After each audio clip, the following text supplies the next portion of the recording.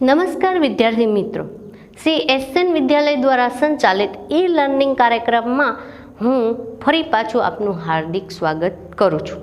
વિદ્યાર્થી મિત્રો, તમે ઘણા સમયથી આપણે જે છે હિન્દીના જે છે લેક્ચર જોયા છે, તો એમાં આપણે વ્યાકરણના પોઈન્ટ પણ જોયા. તો એવો જ આપણે આજે વ્યાકરણનો પ્રકાર જે છે એ સંજ્ઞા વિશે અભ્યાસ કરીશું. તો સૌથી પહેલાં જે છે વ્યાકરણનો કોઈ પણ શબ્દ આપણી સામે આવે તો એનો આપણે મિનિંગ જે છે એ સમજી લેવો જોઈએ. તો હવે સંજ્ઞા શબ્દ જે છે એના વિશે આપણે અભ્યાસ કરીશું. તો સંજ્ઞા જે છે એ હકીકતમાં છે શું એના વિશે આપણે જોઈએ. તો વિદ્યાર્થી મિત્રો, તમને ખબર હશે કે આ પૃથ્વી ઉપર ઘણા બધા જે છે જીવ જંતુઓ, પશુ પક્ષીઓ અને અનેક પ્રકારની જીવસૃષ્ટિઓ વસે છે. એમાંનો એક જે છે મનુષ્ય પણ છે. બીજા બધા પ્રાણીઓ જુઓ તમે, તો બીજા બધા પ્રાણીઓ તમે જુઓ તો તેમનો જન્મ ઘણા વર્ષો પહેલાં થયેલો, તો આજની તારીખમાં પણ એ પશુ પક્ષીઓ, એ જીવજંતુઓ એ જ સ્થિતિમાં જીવે છે. તેમનામાં કોઈ પણ પરિવર્તન આવ્યું નથી. દાખલા તરીકે આપણે જોઈએ ગાય, ભેંસ, બકરી, તો આ બધા જે પશુઓ છે એ તમે જુઓ કે પહેલાંય 4 પગે ચાલતા હતા અને અત્યારે પણ 4 પગે જ ચાલે છે. એમાં કોઈ પરિવર્તન આવ્યું નથી કે નથી કોઈ ગાય ભેંસ જે છે એમને સંશોધન કરી અને પાંખો વિકસાવી અને આકાશમાં ઉડવા લાગ્યા. જોયું તમે ક્યાંય કે પશુ પક્ષી જે છે એ જન્મથી જે વર્ષો પહેલાં એમની ઉત્પત્તિ થઈ હતી, તો અત્યાર સુધીમાં તેઓ જે છે એ જ હાલતમાં જ જીવે છે.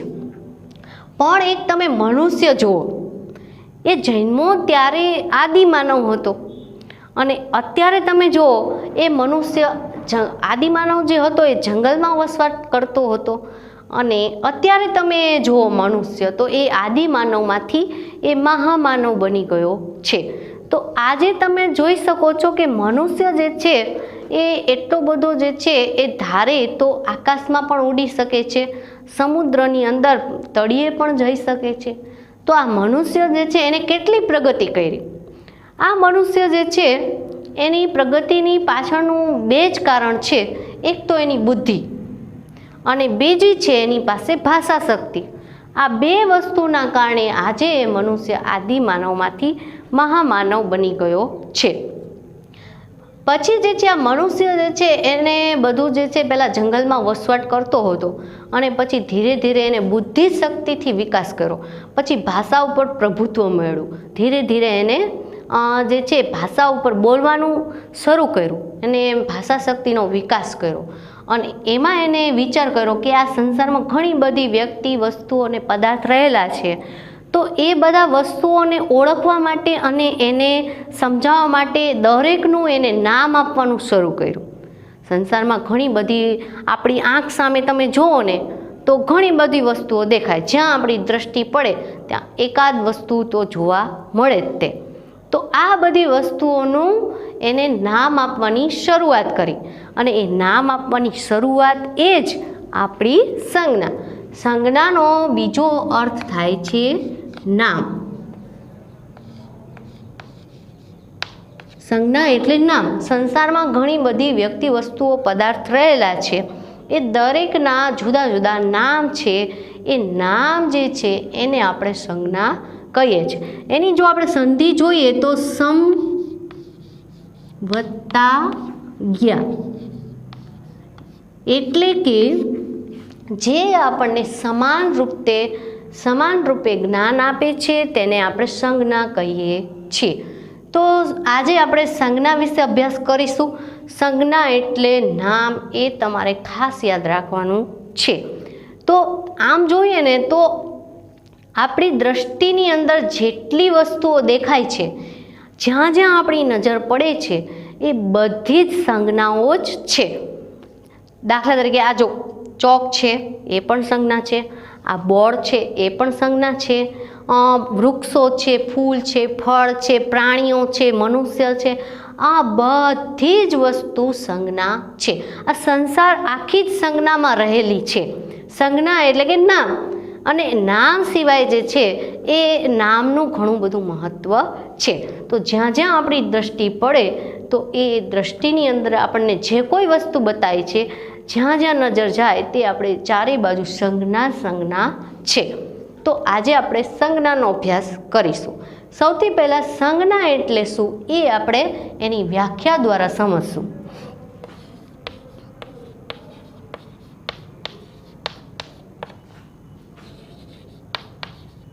संज्ञा की व्याख्या. संज्ञा की व्याख्या क्या है? तो किसी व्यक्ति, जाति, समूह, वस्तु, भाव को सूचित करने वाले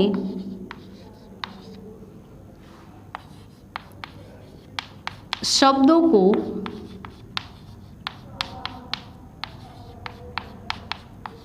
संज्ञा कहते हैं. संज्ञा यानी उसकी व्याख्या हम देख लेते हैं.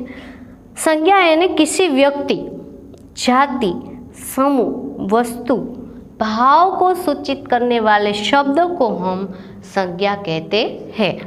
तो इन 5 शब्दों में ना हमें सभी संज्ञा, संसार की सभी वस्तुएं आ जाती है.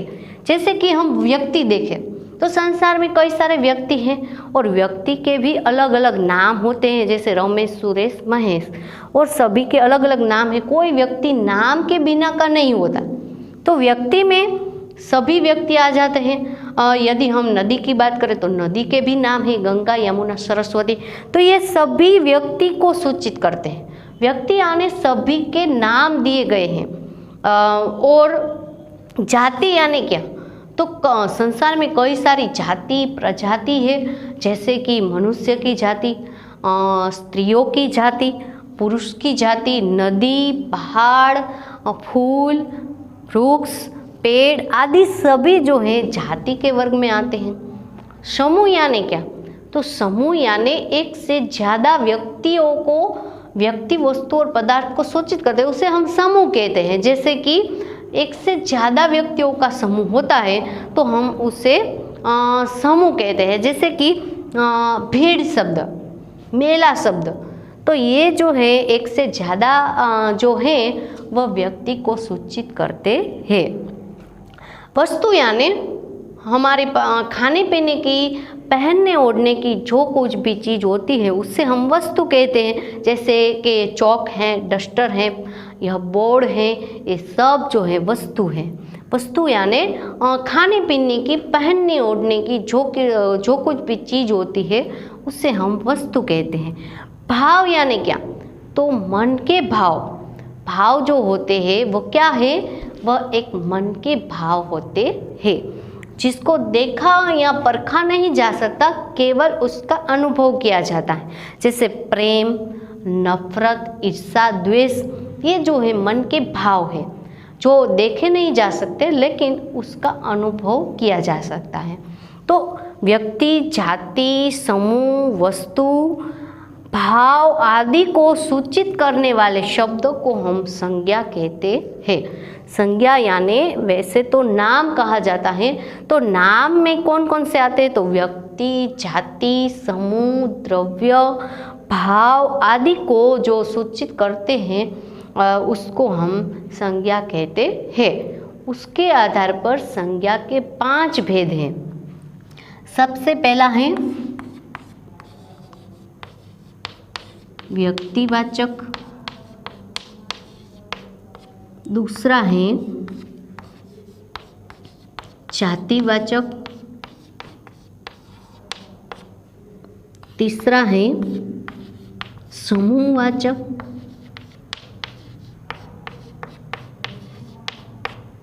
चौथा है द्रव्यवाचक और 5वां है भाववाचक. तो संज्ञा के 5 भेद हैं. उसकी जो व्याख्या है उस व्याख्या के आधार पर उसके 5 प्रकार है संज्ञा यानी नाम, व्यक्तिवाचक, जातिवाचक, समूहवाचक, द्रव्यवाचक और भाववाचक। तो सबसे पहले हम व्यक्तिवाचक संज्ञा के बारे में पढ़ते हैं। व्यक्तिवाचक संज्ञा में क्या होता है, किसी व्यक्ति, वस्तु, स्थान के नाम को सूचित करने वाले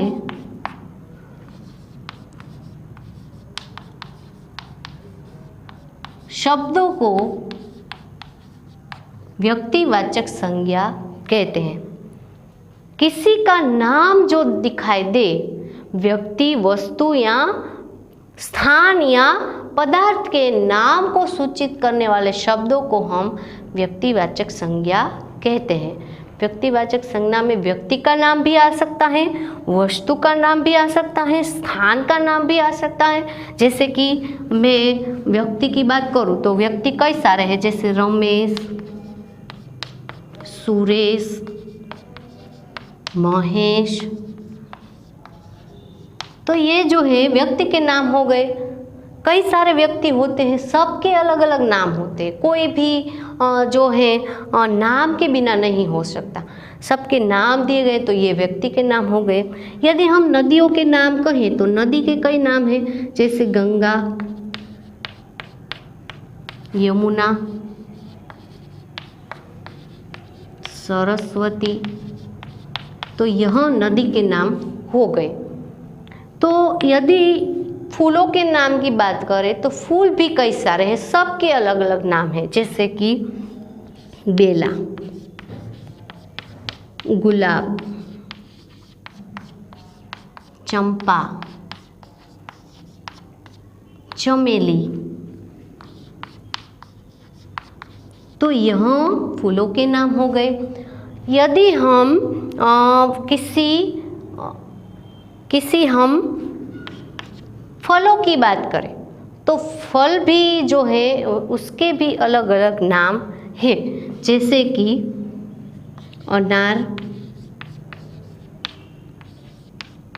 केला, सेब। तो यह फल के नाम हो गए। और पेड़ के नाम कहें तो नीम का पेड़, पीपल का पेड़, बरगद का पेड़। तो यह सब पेड़ के नाम हो गए। तो हमें व्यक्तिवाचक संज्ञा में क्या देखना है, किसी का भी नाम दिया गया हो। जैसे कि शहर की बात करें तो शहर तो कई सारे हैं, सबके अलग अलग नाम हैं, जैसे अहमदाबाद, सूरत, बड़ौदा, राजकोट। तो यह शहर के नाम हो गए। तो व्यक्तिवाचक संज्ञा में क्या होता है, किसी व्यक्ति, वस्तु, स्थान के बारे में हम कहें तो स्थान के भी अलग अलग नाम होते हैं, जैसे कि ताजमहल, कुतुब मीनार। यह जो है स्थान हो गई। यदि शहर के नाम कहें तो अहमदाबाद, सूरत, बड़ौदा। तो यह एक शहर के नाम हो गए। तो यहाँ पर किसी भी व्यक्ति, वस्तु या स्थान के नाम को सूचित करने वाले जो शब्द होते हैं उसे हम व्यक्तिवाचक संज्ञा कहते हैं। हम उदाहरण के द्वारा देखेंगे, जैसे कि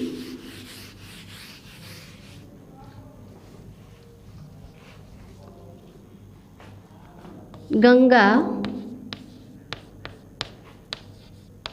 पवित्र नदी है। गंगा पवित्र नदी है। तो यहाँ नदी है लेकिन उसका नाम क्या है, गंगा है। उसी प्रकार जयेश मेहनती लड़का है। तो लड़का है लेकिन लड़के का नाम क्या है, जयेश है। जयेश कैसा लड़का है, तो कि बहुत मेहनती है। तो यह हमारा क्या हो गया, व्यक्तिवाचक संज्ञा हो गया, जिसके नाम के बारे में कहा जाए। जैसे कि हिमालय सबसे ऊंचा पर्वत है। हिमालय सबसे ऊंचा पर्वत है। तो यहाँ पर्वत है, लेकिन पर्वत का नाम क्या है? हिमालय है। तो व्यक्तिवाचक संज्ञा में क्या होता है कि किसी का नाम दिया गया हो, चाहे वह नदी का नाम हो, पेड़ का नाम हो, फूल का नाम हो, शहर का नाम हो, किसी का नाम दर्शाया गया हो, उसे हम व्यक्तिवाचक संज्ञा कहते हैं। दूसरा है जातिवाचक संज्ञा। ये जो संज्ञा है वह व्याकरण की सबसे पहली शुरुआत है। यदि आप किसी भी जगह जाएं तो संज्ञा के बारे में आपको अच्छी तरह से याद रखना है, क्योंकि यह संज्ञा जो है ना वह कई सारी परीक्षाओं में पूछे जाते हैं। आप अभी तो 6ठी क्लास में हैं, 7वीं कक्षा में, 8वीं कक्षा में, 9वीं कक्षा में, 10वीं कक्षा में भी आपको संज्ञा के बारे में पढ़ना है। इसलिए आपको संज्ञा को अच्छी तरह से याद रख लेना है। इसे आप यूं ही नहीं लेना कि भाई यहाँ पर देख लीजिए वीडियो और पूरा हो गया, ऐसा नहीं। आपको संज्ञा को अच्छी तरह से याद रखना है, क्योंकि आपको भविष्य में बहुत से परीक्षाओं में इसका प्रश्न पूछा जाता है और आपको याद रखना है कि संज्ञा क्या है, उसका मतलब क्या है और वह क्या है। संज्ञा व्याकरण की सबसे पहली शुरुआत है, इसलिए आपको संज्ञा का पॉइंट अच्छी तरह से याद रखना है। दूसरा है हमारा जातिवाचक संज्ञा। जातिवाचक संज्ञा में क्या आता है? तो उसमें नाम की जगह समग्र जाति को दर्शाया जाता है। नाम की जगह समग्र जाति को दर्शाया जाता है। संसार में बहुत सी जाति है, उन जाति का बोध देती हो उससे हम जातिवाचक संज्ञा कहते हैं। जाति में एक से जातिवाचक संज्ञा में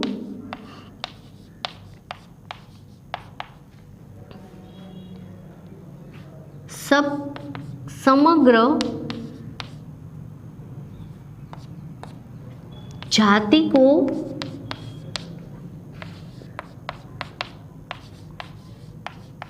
सूचित करते हूँ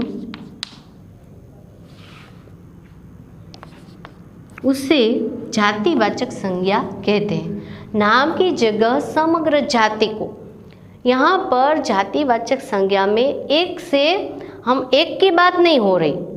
एक व्यक्तिवाचक में किसी विशेष व्यक्ति के बारे में कहा जाता है, लेकिन यहाँ पर समग्र व्यक्तियों और वस्तु के बारे में कहा जाता हूँ उसे हम जातिवाचक संज्ञा कहते हैं। जैसे कि नदी, पर्वत, स्त्री, पुरुष, पेड़, फूल,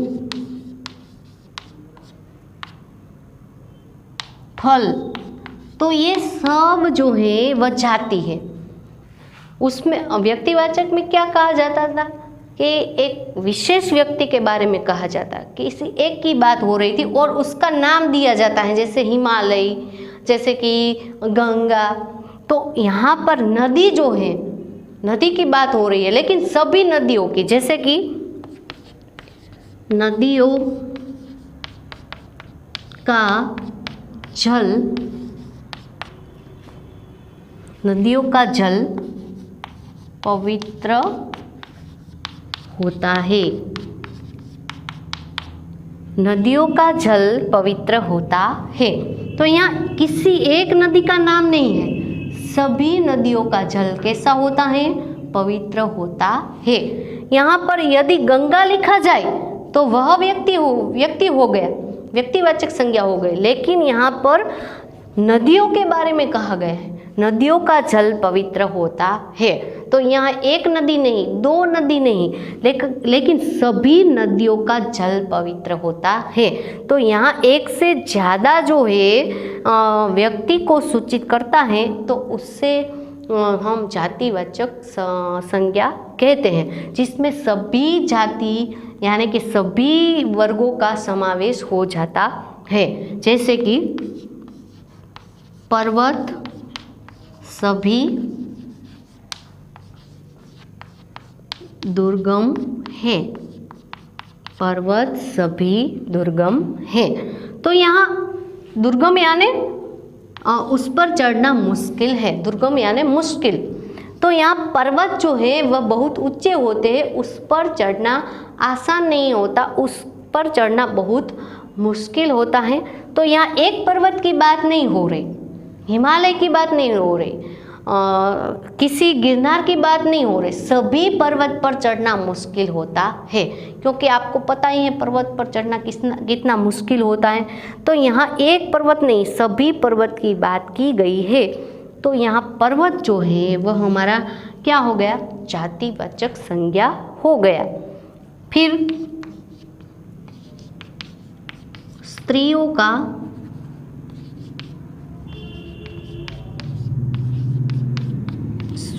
स्वभाव दयालु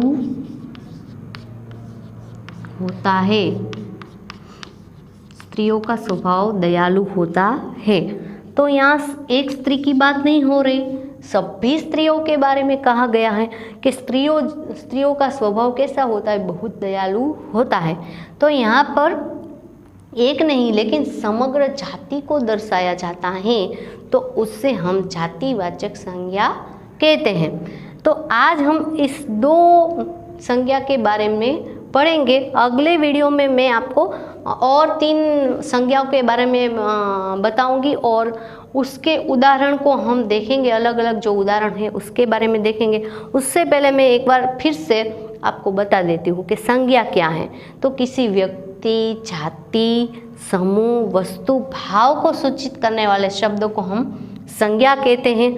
संज्ञा के 5 भेद हैं, व्यक्तिवाचक, जातिवाचक, समूहवाचक, द्रव्यवाचक और भाववाचक। इसमें हमने सबसे पहले 2 संज्ञाओं के बारे में पढ़ा, व्यक्तिवाचक और जातिवाचक। व्यक्ति यानी किसी व्यक्ति, वस्तु, पदार्थ या स्थान के नाम को सूचित करने वाले शब्द जो होते हैं उसे हम व्यक्तिवाचक संज्ञा कहते हैं। जैसे कि गंगा, यमुना, सरस्वती।